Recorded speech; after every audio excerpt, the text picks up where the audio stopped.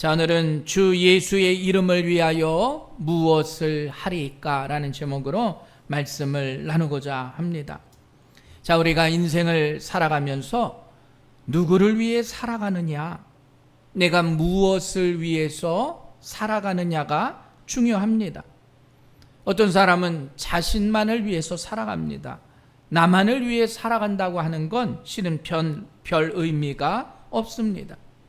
어떤 사람들은 특별한 일을 좋아하고 특별한 사람을 사랑하면서 살아가는 사람도 있어요.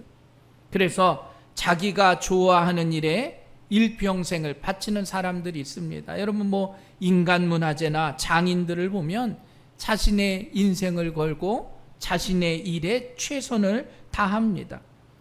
또 누군가는 사랑하는 사람을 위해서 자신의 평생을 헌신합니다. 나보다 사랑하는 사람이 잘 되는 것이 행복하기 때문에 사랑하는 사람에게 최선을 다하는 거죠. 그 사랑을 받는 사람도 행복하고 실은 사랑을 주는 사람도 행복한 겁니다. 우리가 행복한 삶을 살아가기 위해서 누군가에게 최선을 다합니다. 그렇다고 최선을 다하는 인생이 가장 행복할까? 또 그런 것도 아니죠. 세상을 살아가면서 가장 행복한 사람은 과연 누구일까? 예수님을 사랑하며 예수의 복음을 전하며 그 일을 통해서 행복한 삶을 살았던 사도 바울의 고백을 우리는 알게 됩니다. 우리도 물론 세상 가운데 살아갑니다. 세상의 일도 열심히 해야 합니다. 또 세상 가운데 사랑하는 사람을 만나서 그 사랑을 향해서도 최선을 다해야 합니다. 그러나 여러분, 최고의 사랑은 뭐냐? 예수 그리스도를 사랑할 수 있는 지혜가 있어야 한다는 겁니다.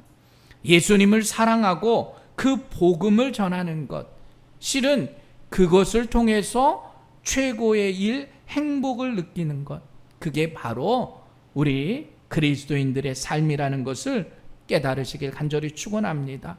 오늘 바울은 그걸 고백한 사람이에요.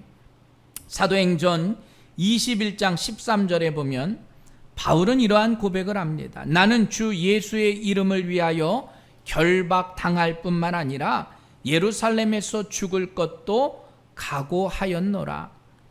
사도행전 21장 13절에 바울의 고백이에요. 나는 예수의 이름을 위하여 죽을 각오가 됐다는 겁니다. 내가 로마의 병정들에게 잡혀가서 결박을 당해도 좋고 내가 죽어도 좋다는 거예요. 그럼에도 불구하고 예수의 이름이 너무나 고귀하기에 내 인생의 가장 행복한 건 그 예수의 이름을 위해서 내가 목숨까지도 내놓을 수 있다는 겁니다. 여러분, 오늘 바울의 그 고백이 우리 믿음의 성도들의 고백이 되시길 주님의 이름으로 간절히 축원합니다. 자, 사도행전 21장은 바로 그거예요. 이제 3차 전도 여행을 마치고 사도 바울이 예루살렘으로 올라갑니다. 그리고 예루살렘에서 바른 믿음을 가진 교회 지도자들과 장로들을 만나게 돼요. 그 사람들이 바울을 보고 반갑게 맞아줍니다. 그런데 바울의 그 모습을 보면서 그들이 걱정하는 게 하나 있었어요. 자, 유대인이면서 기독교인이 된 사람들이 있습니다. 그 사람들이 바울을 뭐라고 생각하느냐? 야, 바울이 이야기하는 건 좀 다르네. 모세를 배반하고 할례를 행하지 않고 관습을 지키지 말라. 이렇게 바울이 이야기한다고 오해를 하는 겁니다. 분명히 유대인 가운데 예수님을 믿게 된 기독교인들이 그런 생각을 하게 된 거예요. 그래서 바울이 야, 그건 오해다. 그 사람들이 거기에 대한 오해에 대한 불상사가 일어나지 않도록 사도 바울에게 권면해요. 그러면은 유대인들이 지키는 결례를, 부정한 것을 제거하고 정결케 하는 그 의식을 바울 너도 해라. 네가 유대인이면서도 예수님을 믿는 사람이라는 것을 얘기해라라는 거예요. 바울도 율법을 지키고 있다라는 걸 보여주는 겁니다. 그래서 바울이 그 장로들의 의견에 동의해요. 나도 유대인들에 따라서 결례를 행한다. 내가 말하는 복음은 그 유대인들에 대한 율법이나 관습에 무조건 반대하는 것이 아니라는 거예요. 하나님께서 우리에게 주신 그 율법의 의미를 깨닫자는 겁니다. 바르게 이해하자는 거지 율법이 잘못됐다 그 얘기가 아니라는 거예요. 율법을 제정해주고 제사를 왜 드리게 하는지 정결한 의식을 행하도록 하는 것이 바르게 행해지도록 바울은 그것을 말하고 있는 거예요. 너희들이 올바로 깨닫는 바른 믿음을 가져야 하는 것이지 율법 자체가 잘못되거나 결례 자체가 잘못됐다는 것이 아님을 바울이 이야기하는 거예요. 그래서 예수 그리스도를 믿는 유대인들에게 나도 율법 안에서 살아가는 사람이다. 그걸 얘기하고 있는 겁니다. 근데 문제는 뭐냐? 예수님을 믿는 유대인들이 문제가 아니라 예수님을 믿지 않는 유대인들이 문제가 생긴 거예요. 바울을 보면서 저 바울 저거 배반자, 예수 믿는 사람을 잡으러 다녔던 바울, 넌 이제 우리를 배반하고 유대교를 없애려 하는 나쁜 사람이구나. 결국 이 유대인들이 바울에게 싸움을 걸어온 거예요. 저 바울을 없애야 되겠다. 저 바울은 유대인의 적이구나. 그러면서 성 안에 문제가 생기고 충동이 일어난 거예요. 유대인들이 반란을 일으키기 시작한 겁니다. 바울을 잡아 없애자. 사도행전 21장 27절 말씀을 제가 읽어드립니다. 그 이래가 거의 참에 아시아로부터 온 유대인들이 성전에서 바울을 보고 모든 무리를 충동하여 그를 붙들고 외치되 이스라엘 사람들아 도우라. 이 사람은 각처에서 우리 백성과 율법과 이곳을 비방하여 모든 사람을 가르치는 그 자인데 또 헬라인이 데리고 성전에 들어가서 이 거룩한 곳을 더럽혔다 하니 온 성에 소동이 일어난 거예요.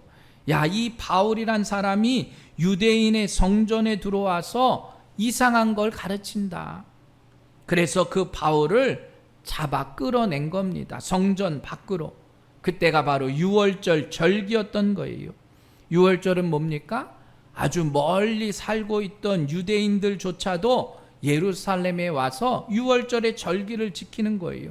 그런데 그런 사람들이 얼마나 신앙적으로 든든한 믿음을 가졌겠습니까? 저 멀리 터키에서 예루살렘까지 오는 겁니다. 유월절을 지키기 위해서. 지금 유대인들이 그런 사람들을 충동한 거예요. 사도 바울을 잡아 성 밖으로 끌고 나왔습니다. 그리고 그를 죽이려고 하는 거예요. 거기 모인 유대인의 사람들이 바로 그러한 모습 가운데 바울을 죽이려고 하고 오늘 본문의 이야기가 바로 바울이 잡혀갔어요. 그러면서 그들 앞에서 자신의 신앙이 어떻게 됐는지 고백을 하는 내용이 오늘 본문의 내용이에요. 여러분 한번 생각해 보십시오. 유대인들은 특별한 자부심을 가진 사람들입니다. 하나님께서 유대인을 택하시고 유대 민족을 통해서 하나님의 나라를 만들어 가시겠다 약속하셨어요. 그래서 나는 특별한 사람이구나. 우리 민족은 특별한 민족이구나. 자기들에게만 율법을 주시고 자기들에게 성전을 주셔서 자기들은 그걸 가지고 아주 자랑거리와 자부심을 가진 민족이 바로 유대인이에요. 하나님으로부터 율법을 받았다고 하는 그 자부심. 그런데 여러분, 그 주신 율법을 그들은 온전히 이해하지 못했다는 거예요. 그 율법 때문에 믿음의 노예가 돼버린 거예요. 율법에 사로잡혀서 진정한 사랑은 베풀지 못하고 살았다라는 거예요. 율법이 주신 뜻을 바로 이해하지 못하니까 율법을 지키는데 자기의 의의를 나타내는데 신용만 하며 살아갔다라는 겁니다. 여러분, 지금 이 시대의 성도들도 실은 이와 같습니다. 우리도 믿음 안에 살아간다고, 우리도 신앙 가운데 살아간다고 그러면서 형식적으로만 내가 교회에 나오는 거예요. 내가 믿음을 가졌다고 말하지만 세상 가운데 예수의 사랑이 아닌 율법만 얘기하고 살아가고 있다라는 거예요. 참된 자유함을 주셨는데 주님이 주신 그 자유함으로 살아가는 것이 아니라 나의 율법의 모습으로 우리는 얽매여 살아가고 있다는 거예요. 여러분, 율법은 뭡니까? 율법은 나쁜 건 아니에요. 율법은 실은 율법 앞에서 내가 죄인임을 깨달을 수 있는 은혜예요. 주신 말씀을 통해서 예수님이 얼마나 귀한 분인지, 십자가의 복음이 우리에게 얼마나 기쁜 소식인지를 깨달을 수 있는 거예요. 오늘 유대인들은 하나님이 주신 그 놀라운 은혜를 깨닫지 못했습니다. 왜 하나님이 유대인들을 특별하게 불러주셔서 그들을 통해서 아브라함의 후손을 통해서 복을 주실까? 그리고 그것이 모든 사람에게 복 받기 위한 하나님의 계획하심인데 그들은 그거를 알지 못했다라는 겁니다. 오늘날 우리에게도 마찬가지입니다. 복음은 믿음의 길 안에서 우리에게 전해준 놀라운 은혜예요. 나는 그 복음의 의미를 깨닫고 안 사람입니다. 그래서 나는 충성되어 일하고 기쁘게 그 사명을 감당하는 거예요. 그리고 그 복음의 의미를 알기에 그 복음의 말씀을 전할 수 있는 은혜가 우리 안에 있어야 된다는 사실을 여러분 기억하시고, 주 예수의 이름을 위해서 목숨까지도 내놓았던 바울의 그 모습이 오늘날 우리 믿음의 성도들에게도 은혜의 모습이 되시길 주님의 이름으로 간절히 축원합니다. 자, 오늘 사도행전 22장, 그건 바로 바울이 지독한 유대교를 따르는 사람이었어요. 그리고 자신이 이제 예수를 믿게 된 그 경위를 말하고 있습니다.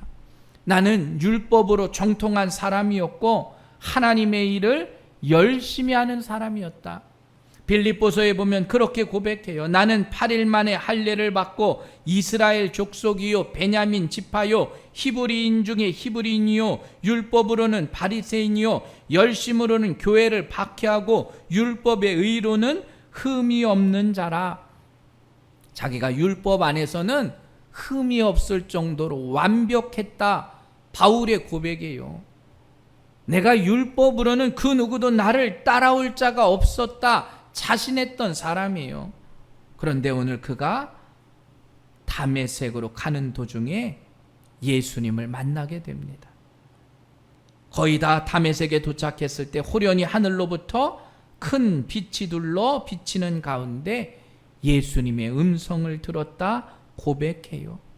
지금 법정 앞에서 자신이 어떻게 회심하게 됐는지 유대인들 앞에서 바울이 고백하는 거예요. 여러분 한번 생각해 보십시오.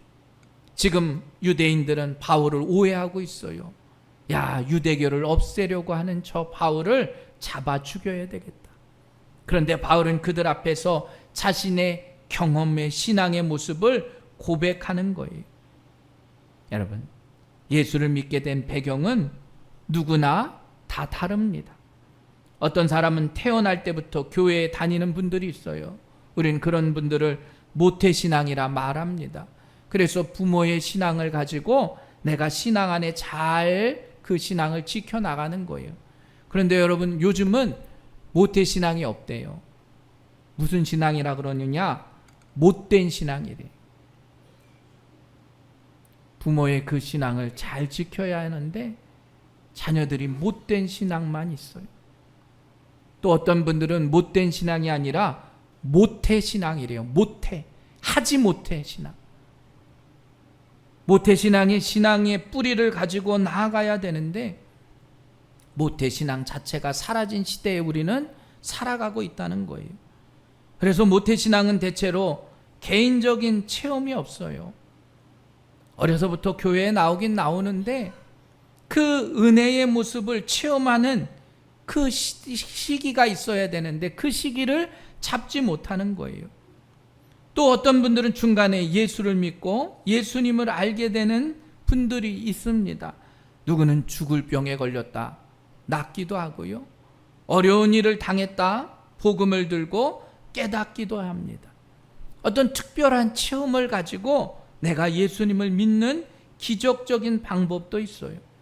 자, 오늘 사울은 그런 체험을 한 사람입니다. 기적적인 방법으로 예수님을 만나고 예수님의 음성을 들어요. 그리고 그 마음이 한 번에 불이 붙어요. 엄청난 노력을 통해서 그는 복음을 전하는 일꾼이 되었다라는 거예요. 그런데 여러분, 오늘날이요, 이 바울처럼 이렇게 기적적인 체험을 하는 건 실은 불가능해요. 내가 바울처럼 이렇게 복음의 모습을 기적으로 느끼는 건 불가능한 일이라고 말할 수 있어요. 왜냐? 이미 복음은 많이 전파되고 알려졌기 때문이에요. 이렇게 기적적인 방법으로 하나님은 일하실 수도 있지만 바울의 때와는 달라요. 그럼 무엇을 통해서 우리는 그 기적을 체험하느냐? 말씀을 통해서 체험하는 거예요. 주신 말씀의 은혜를 내가 깨닫고 바울 같은 기적을 내가 체험하도록 노력하는 거예요.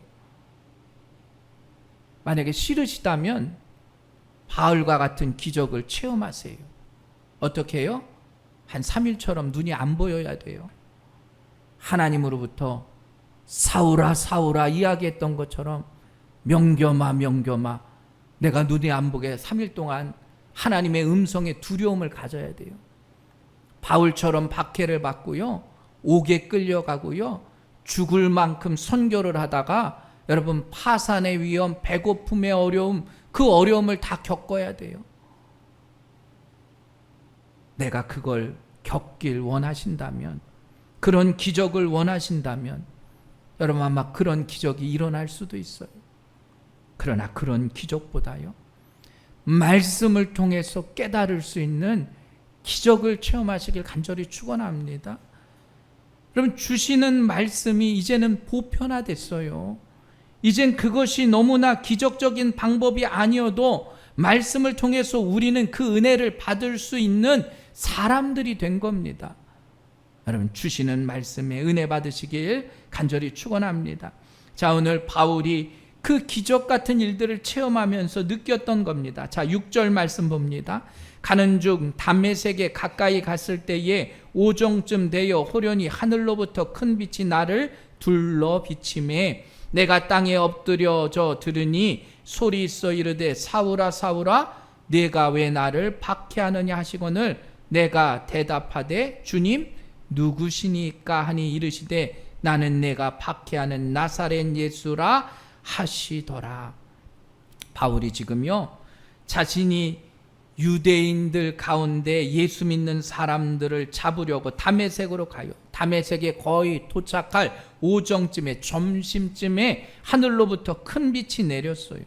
그리고 그 빛이 내리니까 바울이 땅에 엎드려졌어요. 그리고 하늘에서 소리가 들립니다. 사울아 사울아 네가 왜 나를 박해하느냐. 여러분, 하늘로부터 큰 빛이 내리는 그 강한 태양이 비추는 그 시간에 태양보다도 더 밝은 빛이 비친 거예요. 아주 강한 빛이 그에게 비춰진 겁니다. 여러분, 지금은 태양보다 강한 빛을 우리가 만들 수는 있어요. 그죠? 인공 태양도 만드는 그런 시대가 되었다고 하는데, 그런데 그 당시엔 그런 빛이 없었을 거 아니에요? 아주 강한 빛이 그에게 비춰졌다고 하는 것, 그건 놀라운 체험을 한 거예요. 기적 같은 일이 일어난 겁니다. 사람이 만들 수 없는 강한 빛을 알았기 때문에 바울이 느낀 거예요, 순간. 이건 누가 한 일?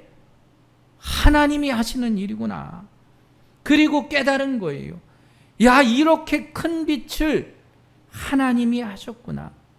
그 빛을 통하여 우리가 알고 있는 지식보다 더 엄청난 은혜를 깨달은 거예요.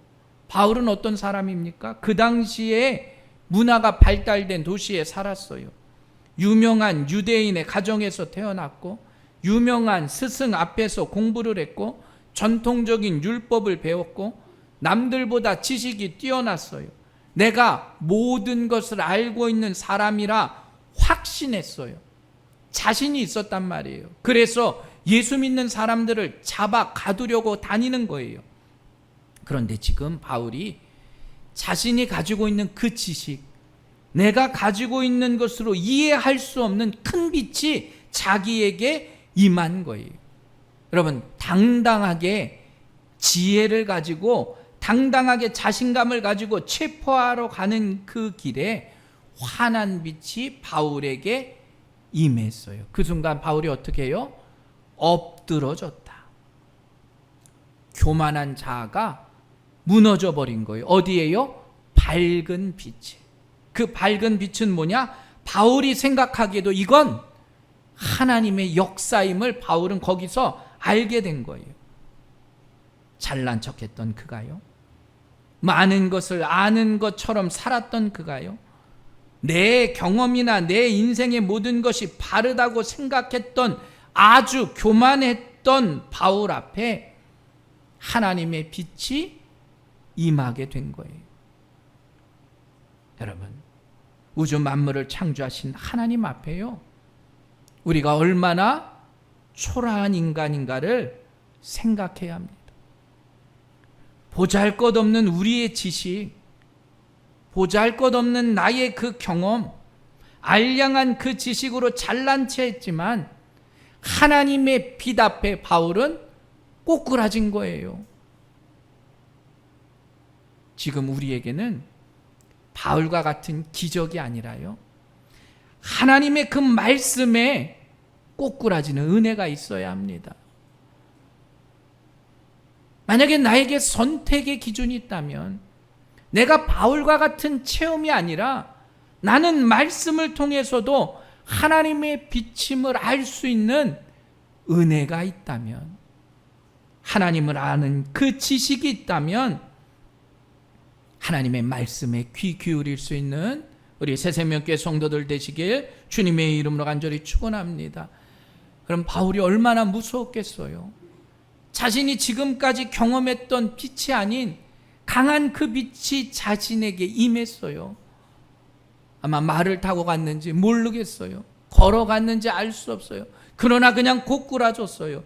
그리고 바울의 이름이 불려요. 사울아, 사울아.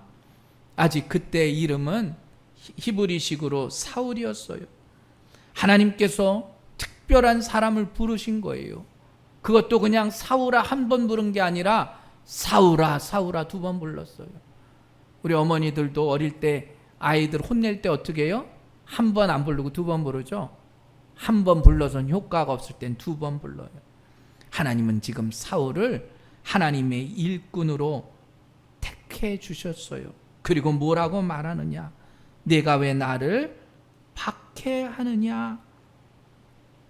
그럼 한번 생각해 보십시오. 바울은 예수님을 박해한 적이 없어요. 그럼에도 불구하고 예수님이 왜 사울아 너 나를 왜 박해하느냐? 바울은 지금 예수님을 믿는 사람을 박해했지 하나님을 박해하지 않았어요. 예수님을 박해하지 않았어요. 자, 이 꾸짖음 가운데 하나님이 나를 왜 핍박하느냐? 바울은 그 말씀에 가슴이 찢어진 거예요. 내가 율법을 배우고 내가 전통을 배우고 내가 그 율법 가운데 살고 하나님을 온전히 섬긴다 이야기했는데 그분이 뭐라고요? 나를 왜 박해하느냐? 여러분, 그렇게 열심을 내고 그렇게 내가 믿음 안에 살아간다고 이야기하는데 너 나를 왜 박해했느냐? 여러분, 오늘날 우리 그리스도인들이 기억해야 할 말씀이에요. 우리는 지금 신앙생활 잘하고 믿음 안에 살아간다고 말하고 있어요. 그런데 하나님은 우리에게 말씀하세요. 너 왜 나를 박해하느냐? 너 복음이 온전히 전해지지 못하도록 왜 복음을 방해하느냐? 너희 그리스도인들이 이 나라와 이 민족 가운데 온전히 믿음 안에서 그 믿음을 지켜나가기 위해서 예수님의 사랑을 전하고 살아가고 있느냐? 지금 우리에게도 똑같이 말씀하실 수 있어요. 내가 직분이 있어도요, 내가 믿음 안에 살아가지만 너 나를 왜 박해하느냐? 사랑하는 여러분, 우리에게도 그 꾸짖음이 있다는 사실을 기억하시길 간절히 바랍니다. 오늘 바울은 자기는 예수 그리스도의 이름 안에서 나는 내 목숨까지도 내어놓길 원했어요. 바울의 그 고백을 통해서 우리도 믿음 안에 온전히 살아가야 된다는 사실을 여러분 모두가 깨달으시길 간절히 축원합니다. 그리스도 안에 산다고 하는 건 예수 그리스도의 십자가가 없다면 우리는 아무것도 아니에요. 택함 받은 이스라엘 민족도 아무것도 아니었다는 거예요. 내가 성도라고 말하지만 아무것도 아니었다는 거예요. 내가 성경을 수백 독했어도 율법을 잘 지켜도 내 안에 예수 그리스도의 복음이 부끄럽다면, 내가 율법을 잘 지키고 주일날 주일 성수를 한 번도 빠지지 않았더라도 하나님의 일에, 하나님의 그 사업에 내가 온전히 서 있지 못하다면, 바울아 왜 나를 핍박하느냐 말씀하신 것처럼 우리에게도 그렇게 말씀하세요. 여러분, 교회가 하나님 일을 한다고 선교하고 복지시설을 차리고요, 거창한 사업을 한다고 하면 다 좋은 것 같죠?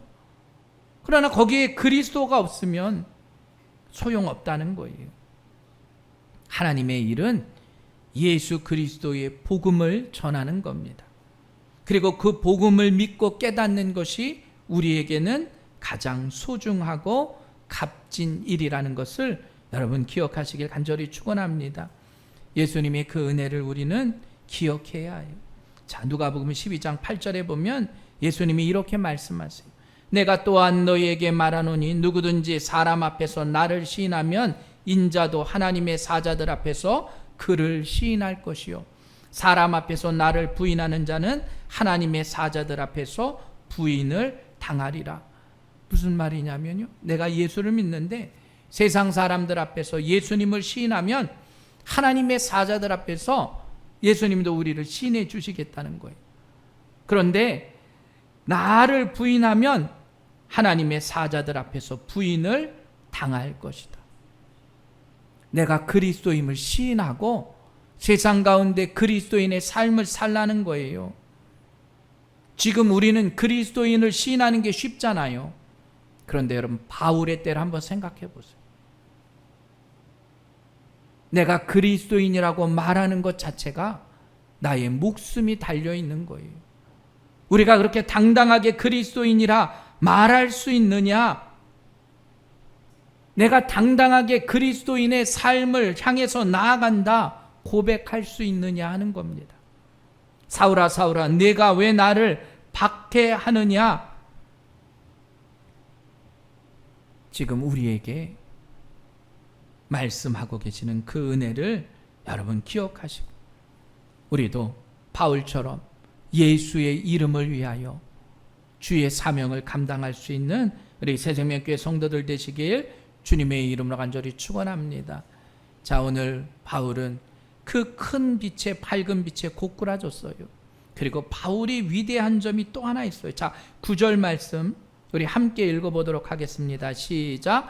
나와 함께 있는 사람들이 빛은 보면서도 나에게 말씀하시는 이의 소리는 듣지 못하더라. 자, 22장 10절.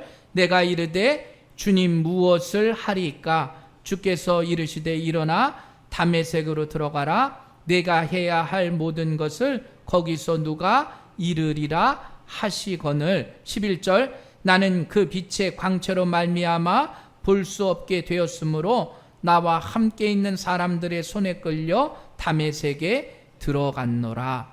자, 바울이요 기적을 만났습니다. 어떻게요? 정말로 큰 빛, 그 광채가 자신에게 임했어요. 근데 기적을 만났을 때 많은 사람들의 반응은 어떤가? 그 반응을 기억해야 해요.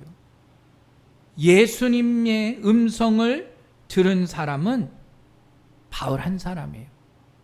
예수님이 함께 하셨다. 그리고 그 큰 빛을 통해서 엎드려지고 눈을 보지 못하게 된 사람도 바울 한 사람이에요. 바울과 같이 가던 사람은 빛을 봤습니다. 그런데 그 빛 가운데 나타나신 예수님을 다른 사람은 보지 못했어요. 또 같이 가던 사람들이 소리는 들었습니다. 그 소리가 의미하는 뜻을 그들은 몰랐어요. 같이 있었지만 그 소리를 듣지 못했어요. 그리고 그 기적의 모습을 통해서 지금 바울이 고백하는 거예요. 여러분 한번 생각해 보세요. 큰 빛이 내게 임했어요. 하나님의 음성을 내가 들었어요. 얼마나 무섭겠어요. 뭐라고 그러시겠어요? 내가 바울이었다면 하나님 잘못했습니다. 하나님 나 용서해 주세요. 내가 당신 앞에 죄를 졌습니까? 그 두려움 가운데 나아갔을 거예요. 그런데 바울은 뭐라고 고백해요? 주여 내가 무엇을 하리이까? 예수님을 박해했던 그 죄인, 나는 이제 죽을 수밖에 없는 죄인이에요. 그 죄인의 모습을 바울은 다 받아들여요. 그리고 뭐라고 말합니까? 내가 이제 죽임을 당할지라도 무슨 일을 해야 되겠습니까? 자신의 사명에 대한 이야기를 주님께 고해요. 그럼 바울의 훌륭한 점이 바로 거기에요. 그 놀라운 빛이 그에게 임했을 때 나 용서해 주십시오. 저 잘못했습니다. 거기서 끝인 게 아니라 하나님 내가 당신을 위해서 지금 무엇을 해야 되겠습니까? 제가 무엇을 하면 좋겠습니까? 하나님 내가 무엇을 해야 당신이 기뻐하시겠습니까? 고백했다는 거예요. 내가 왜 나를 박해하느냐? 사울아 사울아, 주님 무엇을 합니까? 내가 당신 앞에 무엇을 해야 옳습니까? 응답했던 그 바울의 은혜를 우리 모두가 기억하며 살아가시길 주님의 이름으로 간절히 축원합니다. 주 예수의 이름을 위하여 목숨까지도 내놓았던 바울이 처음에 예수님을 만났을 때 그의 고백 가운데 주님 내가 무엇을 하리까? 자신의 목숨까지도 내놓고 주를 위해서 헌신하길 다짐했던 그 바울의 다짐이 우리 새생명교회 믿음의 성도들의 다짐이 되시길 주님의 이름으로 간절히 축원합니다. 그렇다면 여러분 우리도 마찬가지예요. 우리도 그 기적 같은 은혜를 체험한 사람이에요. 바울처럼 큰 빛이 임함이 아닌 우리는 말씀을 통해서 허락하신 기적의 은혜를 늘 체험해야 합니다. 예수 그리스도만이 나의 구원이시고 예수의 이름이 우리에게 구원의 길임을 내가 고백되어야 줘야 되는 거예요. 후일 후에 로마 감옥에서 빌립보서를 기록하던 바울의 고백이에요. 빌립보서 2장 9절 이러므로 하나님이 그를 지극히 높여 모든 이름 위에 뛰어난 이름을 주사 하늘에 있는 자들과 땅에 있는 자들과 땅 아래에 있는 자들로 모든 무릎을 예수의 이름에 꿇게 하시고 모든 입으로 예수 그리스도를 주라 시인하여 하나님 아버지께 영광을 돌리게 하셨느니라. 세상의 모든 사람이 어떻게 해요? 예수의 이름 앞에 무릎을 꿇게 될 것이다. 믿지 않는 자들이 예수의 이름 앞에 무릎을 꿇게 될 것이다. 율법을 지켜서 의로운 사람이라 자부했던 유대인들과 그 바리새인들이 어떻게 해요? 예수의 이름 앞에 무릎을 꿇게 할 것이다. 교만하고 행함으로 구원을 받았다고 외쳤던 거짓 선지자들과 교만한 사람들이 어떻게 해요?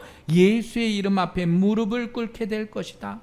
내가 착한 일을 하고 선한 일을 하면 나에게 큰 복이 있다, 내가 천국에 간다 생각했던 그런 무지한 자들에게 예수의 이름으로 무릎을 꿇게 될 것이다.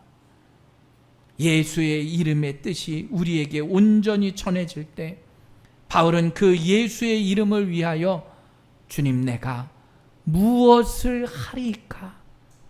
고백했다는 사실을 기억하시고, 여러분 그 예수의 이름의 은혜가 지금도 우리 안에 있음을 깨달으시길 간절히 축원합니다. 예수의 이름을 위해서 목숨까지도 아끼지 않았던 바울, 주님 무엇을 하리까 고백했던 그 고백이 우리 새생명교회 성도들의 고백이 되시길 간절히 바랍니다. 그 충성과 헌신의 성도들을 통해서 하나님은 오늘도 역사하시고 일하시고 계시다는 것을 기억하시고, 여러분 주님의 이름이 오늘도 여러분을 부르세요. 큰 빛이 말씀을 통해서 내 가운데 임할 때 나도 무엇을 할까요? 당신을 위해서 나를 사용하시고 나를 써주옵소서. 여러분 그 간절함의 고백이 우리 새생명교회 성도들의 입술의 고백이 되시길 간절히 바랍니다.